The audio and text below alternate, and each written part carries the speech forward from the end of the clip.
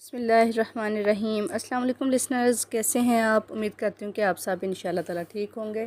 اللہ تعالیٰ آپ کو اپنے حفظ و امان میں رکھے اور دنیا اور آخرت کی بھلائیاں عطا کرے۔ لسنرز، آپ سن رہے ہیں نزی وائس کے ساتھ ناول کشکول ایپیسوڈ 3۔ تو جن لوگوں نے ابھی تک میرے چینل کو سبسکرائب نہیں کیا پلیز میرے چینل کو سبسکرائب کر لیں۔ کہانی پسند آئے لائک کریں، شیئر کریں۔ تو بڑھتے ہیں کہانی کی طرف۔ ذمہ داریاں بڑھ جانے کے بعد لیاقت حسین اکثر دیر سے گھر آنے لگا، لیکن آج اسے خلاف توقع کچھ زیادہ ہی دیر ہو گئی تھی۔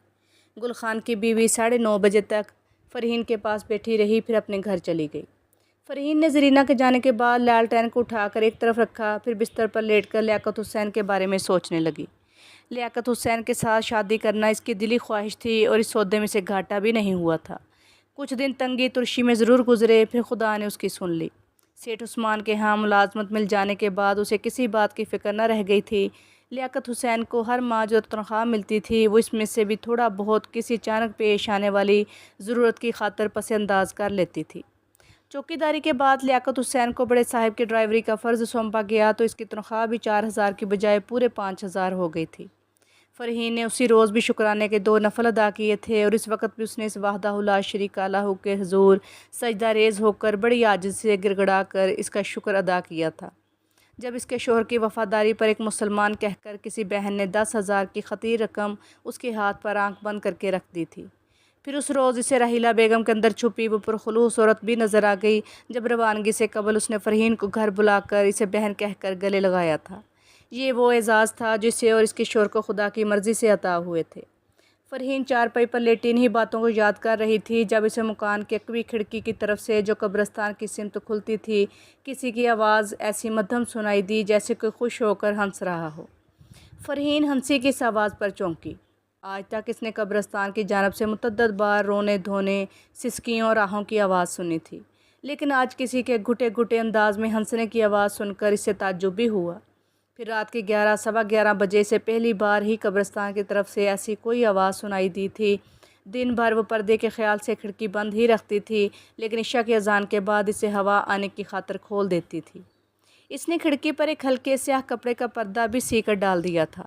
حکومت کی جانب سے بھی اس قدیم قبرستان میں گنجائش نہ ہونے کے سبب نئے مردے دفنانے پر پابندی عائد ہو گئی تھی، لیکن کبھی جھونپڑیوں میں رہنے والے کسی گھر میں موت ہو جاتی تو وہ اپنا مردہ اسی قبرستان میں پرانی اور لاوارث قبروں کے درمیان دفن کرنے کے لیے تھوڑی گنجائش نکال لیتے تھے۔ فرحین نے اٹھ کر لالٹین کی روشنی مدھم کی، پھر دبے قدموں کھڑکی کے قریب آ گئی۔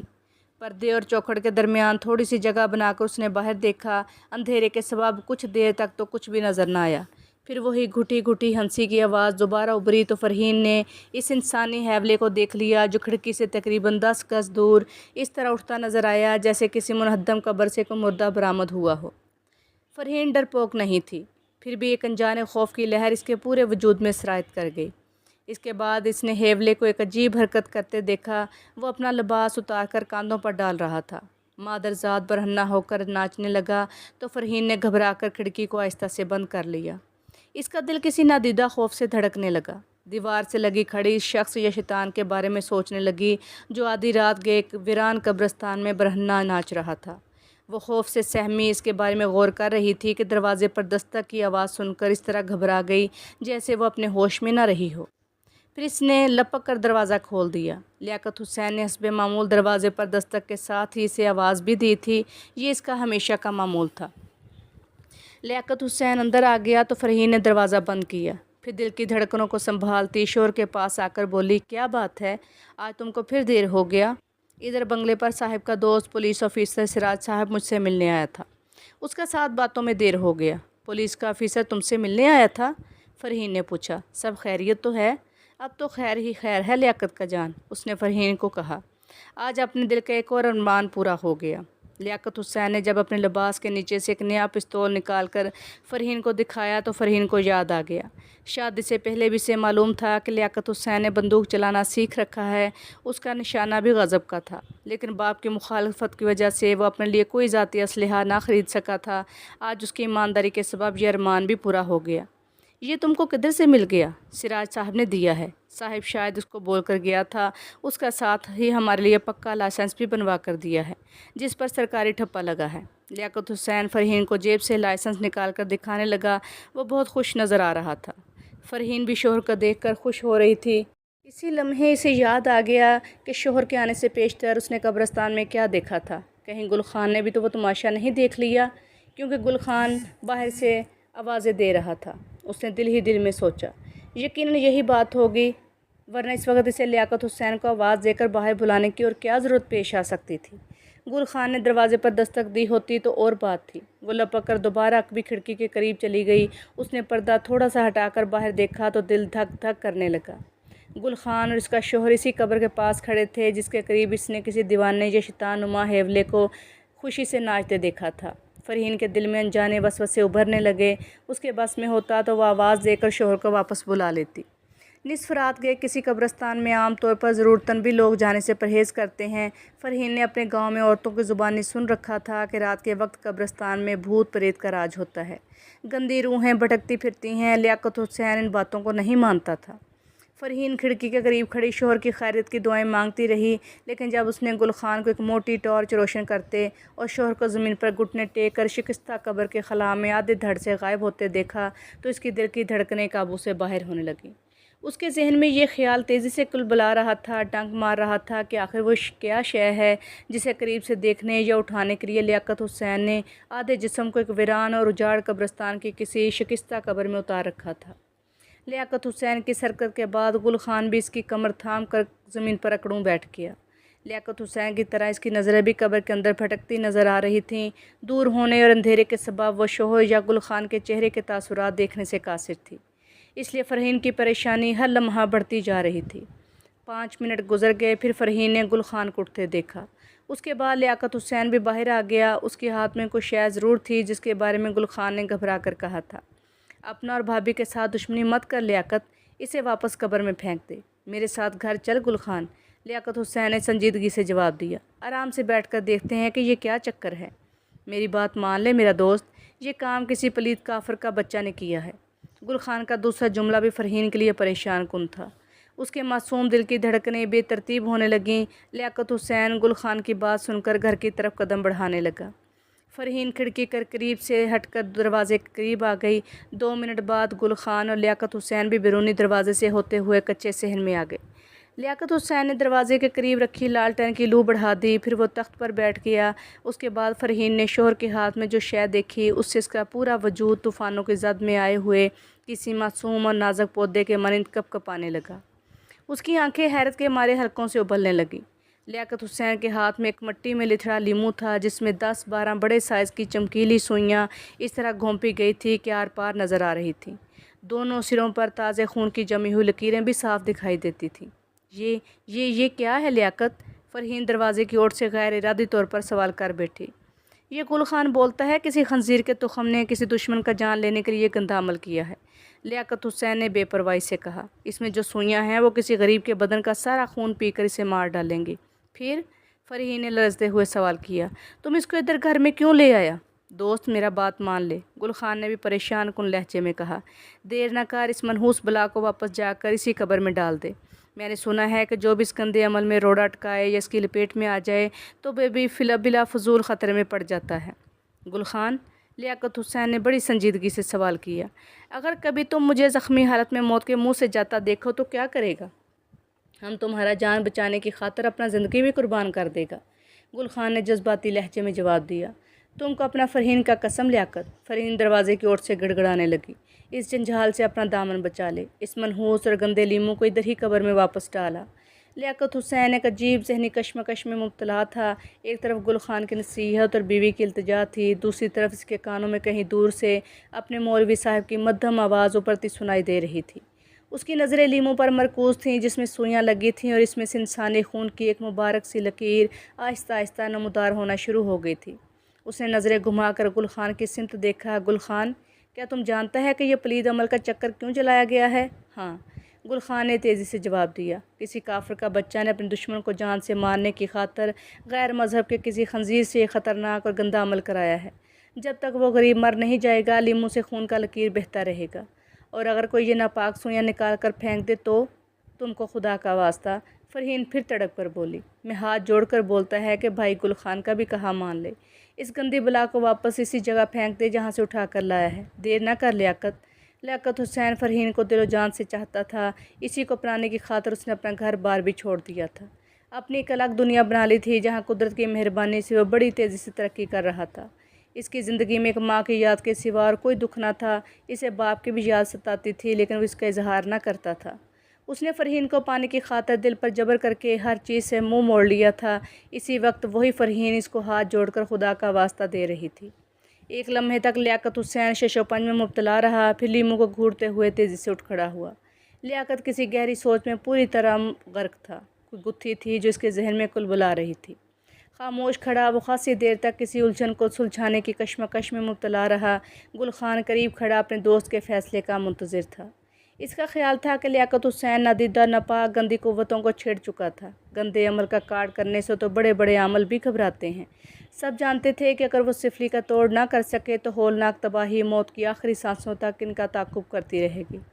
دوسری طرف فرحین دروازے کی آڑ میں کھڑی خدا سے دعائیں مانگ رہی تھی کہ اس کا شوہر اپنا ارادہ تبدیل کر دے۔ جو منظر اس نے شوہر کے آنے سے پہلے کھڑکی کی اوٹ سے قبرستان میں دیکھا تھا وہ بھی اس کے لیے کچھ کم پریشان نہیں تھا۔ گل خان کی باتیں سن کر وہ دہل گئی تھی کہ جو سوئیاں لیمو میں پیوست تھی وہ کسی کا خون چوس رہی تھی۔ اس وقت تک ان کا عمل جاری رہے گا جب تک وہ شخص ہلاک نہ ہو جائے جس پر وہ پلید عمل کیا گیا تھا۔ گل خان نے لیاقت حسین کو یہ بھی باور کرانے کی کوشش کی تھی کہ اگر اس نے اس گندے عمل کو توڑنے کی کوشش کی تو پھر شیطانی قوتیں اس پر جھپٹ پڑیں گی، جینا محال کر دیں گی۔ فرحین کی معصوم زبان خدا سے منتیں مان رہی تھی، اس کی نظریں لیمو پر جمی ہوئی تھیں۔ سوئیوں کو کناروں سے خون کی بہتی لکیر اسے واضح طور پر نظر آ رہی تھی اور اس کا شوہر اس پر نظریں جمائے جانے کی الجھن میں گرفتار تھا۔ اگر گل خان کا خیال نہ ہوتا تو وہ تیزی سے باہر آ کر شوہر کے قدموں سے لپٹ جاتی۔ گزرتے وقت کا ایک ایک لمحہ گل خان اور فرحین کے لیے کسی عذاب سے کم نہ تھا۔ جب لیاقت حسین نے لیمو سے نظریں ہٹا کر گل خان کی طرف دیکھا، گل خان، اس نے بڑی سنجیدگی سے کہا، تم نے ابھی کہا تھا کہ اگر تم نے کبھی موت کے منہ میں جاتے دیکھا تو مجھے اپنی زندگی بھی ہماری جان بچانے کے لیے قربان کر دے گا۔ ہاں۔ گل خان نے اسے وضاحت طلب نظروں سے دیکھا، کیا تمہیں گل خان کی دوستی پر بھروسہ نہیں؟ تو میرے لیے جو جان کی قربانی دے گا وہ کس کے حکم سے دے گا؟ خدا کا یہی حکم ہے، تم اپنا پرانا یار بھی ہے۔ گل خان نے سنجیدگی سے جواب دیا، کسی کا مدد کرنا تو بڑا ثواب ہے، تم بھی ایک معذور کا زندگی بچانے کی خاطر آگ میں کود گیا تھا۔ اب بھی میں نے خدا کے نام پر یہی فیصلہ کیا ہے۔ لیاقت حسین کی آواز میں گھن گرج شامل تھی، کسی کی جان بچانا خدا کا حکم ہے۔ نہیں لیاقت، نہیں۔ فرحین اندر سے روتے ہوئے چیخ اٹھی، خدا نے یہ بھی کہا ہے کہ تم جان بوجھ کر اپنا زندگی خطرے میں نہ ڈالو۔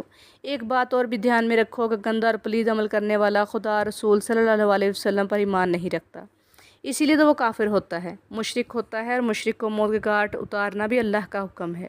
لیاقت حسین نے کہا، پھر اس نے لیمو میں کھبی ہوئی سوئی نکالنے کی کوشش شروع کر دی، لیکن اسے تعجب ہوا کہ وہ سوئی نکالنے میں کامیاب نہیں ہوا۔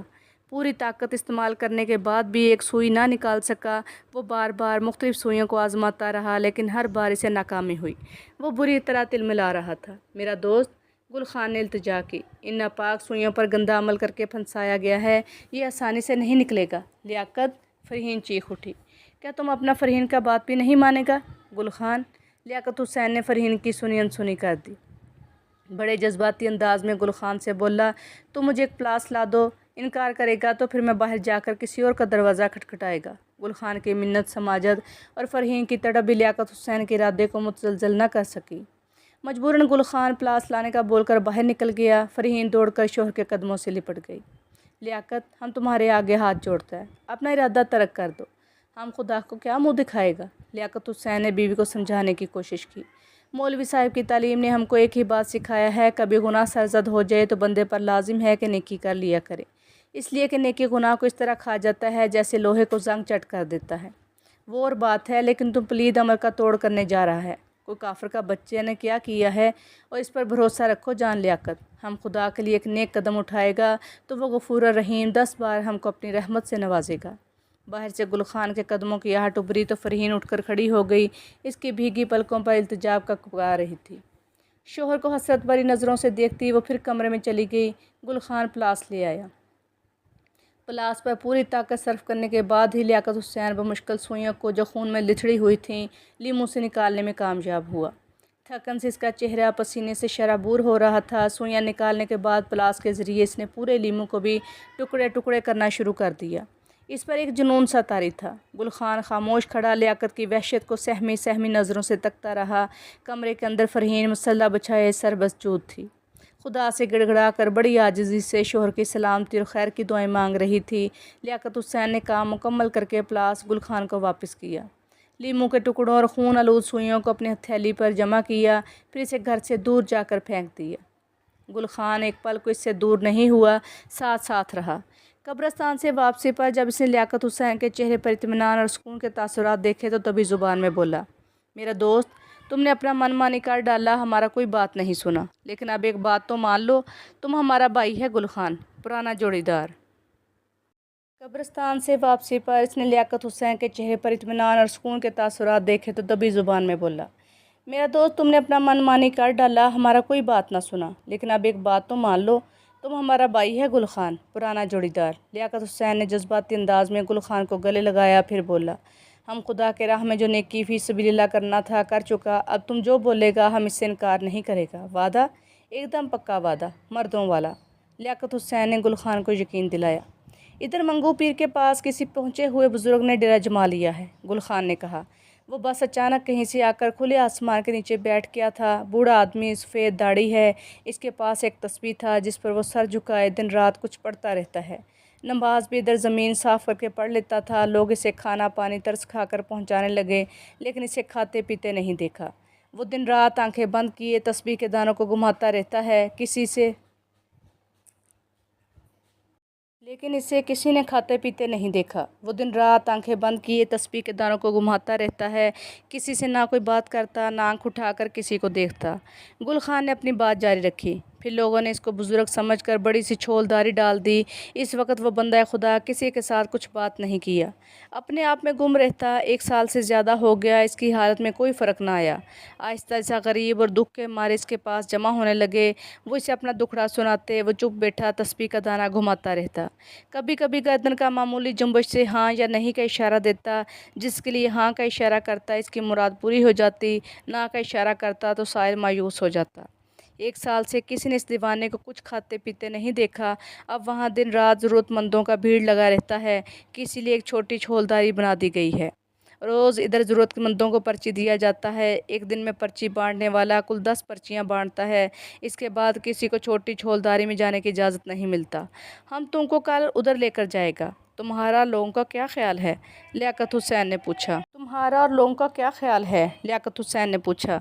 वो बुज़ुर्ग कौन हो सकता है? खुदा का कोई नेक बंदा होगा, गुलखान ने जवाब दिया। उसके बारे में लोगों में अजीब अजीब बातें हैं। सच क्या है ये खुदा और उसका रसूल सल्लल्लाहु अलैहि वसल्लम बेहतर जानता है। कैसा बातें? लियाकत हुसैन ने पूछा। गुलखान की बातें सुनकर इसके अंदर एक अनजाना तजस्सुस करवटें लेने लगा। कुछ लोग बोलते हैं कि कभी छोटी छोलदारी में कोई नज़र नहीं आता। लोग सोचते हैं कि शायद वो नेक बंदा किधर निकल गया, लेकिन दूसरे दिन या दूसरी सुबह वो दोबारा अपनी जगह उसी तरह किसी दीवाने की तरह बैठा नज़र आता है। हैरत अंगेज़ बात है, लियाकत हुसैन ने कहा। तुम्हारा बातें सुनकर ख़ुद मेरा दिल करता है कि एक बार इसका दीदार कर लूँ। हम कल उधर चलेंगे। कल नहीं, लियाकत हुसैन ने उधर पेश किया। साहब और बेगम साहब की गैर मौजूदगी में मैं इधर का सारा ज़िम्मेदारी मेरा है। कल हम नया वाला बेगम साहब से 1 दिन का छुट्टी मांगेगा। अगर मिल गया तो परसों तुम्हारा साथ ज़रूर चलेगा। लेकिन लियाकत को अचानक कुछ याद आ गया। तुम बोला था कि खुदा का वो नेक बंदा 1 दिन में सिर्फ 10 आदमियों से मिलता है जिसके पास पर्ची हो। ये सारा चक्कर उधर कुछ लोगों ने चला रखा है, वरना दीवाना तो ज़ुबान से ना बोलता है, ना आंखें खोल कर देखता है। बस कभी कभी किसी साइल का रोना धोना सुनकर उसका गर्दन कभी हाँ कहने के लिए ऊपर नीचे हरकत करता, कभी ना बोलने के लिए दाएँ बाएँ थोड़ा थोड़ा हरकत करता है। हम इस बुज़ुर्ग का कदम भूसी के लिए ज़रूर इसके साथ एक मुलाकात करेगा। बात करते हुए दोनों घर के करीब आ गए। रात ज़्यादा गुजर चुकी थी। गुलखान हाथ हिलाकर चला गया। लियाकत हुसैन ने घर में दाखिल होकर दरवाज़ा बंद किया। कमरे में दाखिल हुआ तो फ़रहीन बदस्तूर जाए नमाज पर बैठी, हाथ उठाए खुदा के सामने अपने सुहाग की हिफाजत के लिए बड़ी आजिज़ी से दुआएं मांग रही थी। कदमों की आहट सुनकर इसने शोहर को देखा तो जल्दी से दुआ ख़त्म करके चेहरे पर हाथ फेरते हुए उठी और तेज़ी से दौड़कर शोहर की कुशादा बाहों से लिपटकर बेख्तियार फूट फूट कर रोने लगी। लियाकत हुसैन का दिल कट कर रह गया। खुदा का ज़ात पर भरोसा रखो लियाकत का जाने जिगर, वो मुसब्बल असबाब भी है और मुश्किल कुशा भी है। जो बंदा इसकी राह में नेकी करे वो इससे कभी मुंह नहीं फेरता और मुकद्दर का लिखा भी अटल होता है। तुम अपना फ़रहीन का हाथ बांध कर रोने का भी जिक्र नहीं किया। फ़रहीन ने शिकवा किया। बस दस्तूर शोहर के कुशादा सीने पर सर रखे से सकती रही।